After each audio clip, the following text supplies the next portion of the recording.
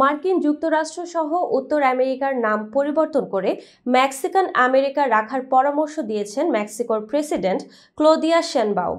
নবনির্বাচিত মার্কিন president Donald ট্রাম্পের মেক্সিকো উপসাগরের নাম পরিবর্তন করে আমেরিকা উপসাগর রাখার মন্তব্যের প্রতিক্রিয়ায় বুধবার অঞ্চলটির প্রারম্ভিক মানচিত্রে ব্যবহৃত ঐতিহাসিক নাম রাখার পরামর্শ দেন ক্লদিয়া। খবর রয়টার্সের।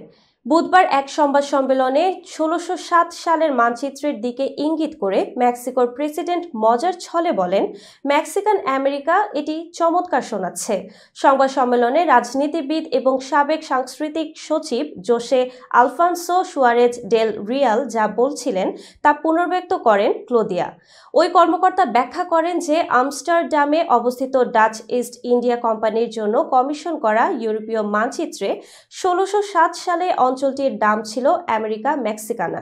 তিনি আরও জানান, আমেরিকা মেক্সিকানা নামটি স্প্যানিশ শাসনের বিরুদ্ধে স্বাধীনতা আন্দোলনের সময় তৈরি করা মেক্সিকোর অ্যাপাতজিং গানের সংবিধানেও উল্লেখ করা রয়েছে।